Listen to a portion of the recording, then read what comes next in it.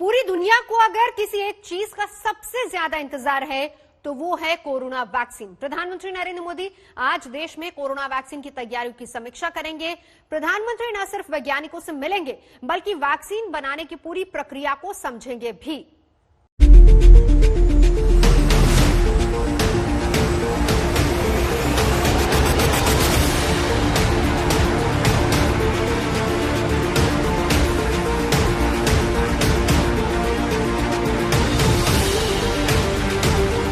पूरी दुनिया में अब तक कोरोना वायरस 6 करोड़ 13 लाख को बीमार कर चुका है। 14,37,000 लोग बेमौत मारे जा चुके हैं। हर तरफ वायरस को मात देने वाली वैक्सीन की खोज है। कामयाबी की सीढ़ी पर चढ़ते वैज्ञानिक कभी वैक्सीन के करीब पहुंचते हैं, कभी हाथ से सब कुछ फिसलता नजर आता है।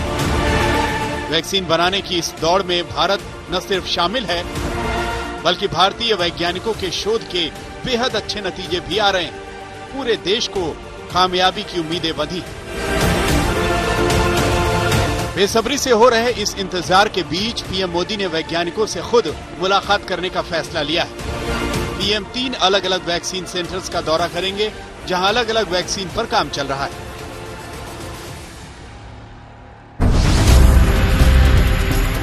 पीएम सबसे पहले अहमदाबाद में Zydus biotech vaccine manufacturing facilities का जायजा लेंगे, फिर पुणे के सीरम इंस्टीट्यूट ऑफ इंडिया का दौरा करेंगे और आखिर में हैदराबाद में भारत बायोटेक पहुंचेंगे।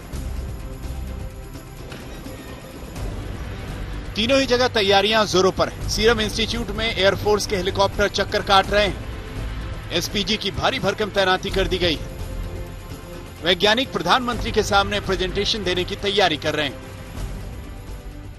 में करीब 2 घंटे प्रधानमंत्री यहाँ पे रुकेंगे और प्रधानमंत्री जाइडस बायोटेक पार्क जो है उसका दौरा करेंगे। यहाँ पे आप देख सकते हैं इस वक्त हम मौजूद है जाइडस बायोटेक पार्क, जहाँ पे जो कोविड की वैक्सीन है उसको डेवलप किया जा रहा है। जाइडस का ये वैक्सीन जो है वो ह्यूमन ट्रायल के दूसरे स्टेज पर है और यहाँ पे उसको बनाया जा रहा है, डेवलप किया जा रहा है, जिसका नाम दिया गया है जाइकोविड डी, जिसको अलग तरीके से बनाया जा रहा है।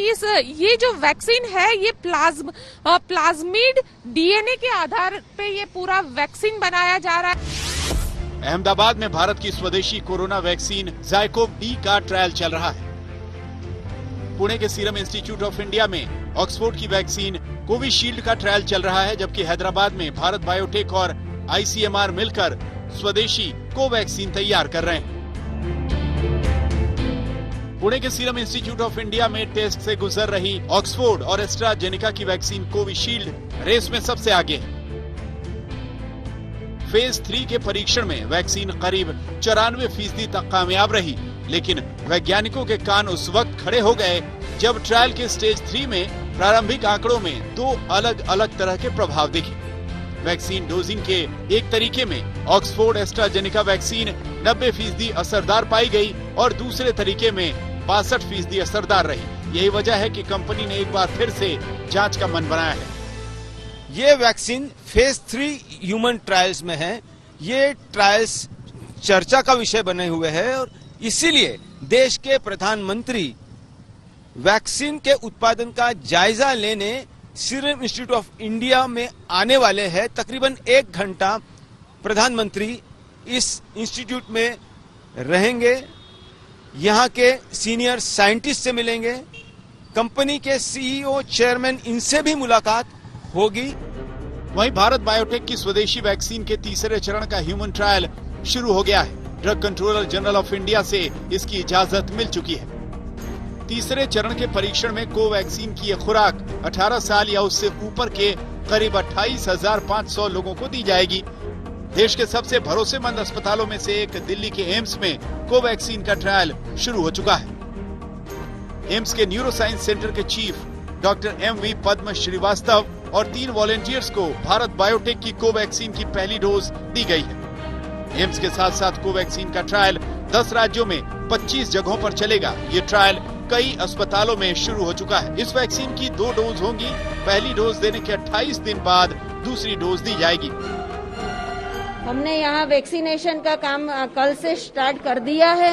हमारे पास काफी वॉलंटियर्स इंक्वायरी के लिए आते हैं और इसमें से हमने कल 5 लोगों को ये वैक्सीनेट कर दिया है और अभी तक उनके यहाँ से कोई ऐसा कॉल नहीं आया है कि उनको कोई मुश्किल पड़ी हो, कोई तकलीफ हो, कोई हेल्थ इश्यू हो।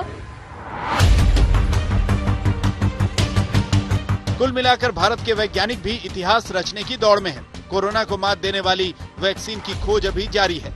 ट्रायल भले ही आखिरी दौर में है, लेकिन आगे का रास्ता आसान नहीं है। पीएम मोदी की वैक्सीन यात्रा पर सबका फोकस रहेगा।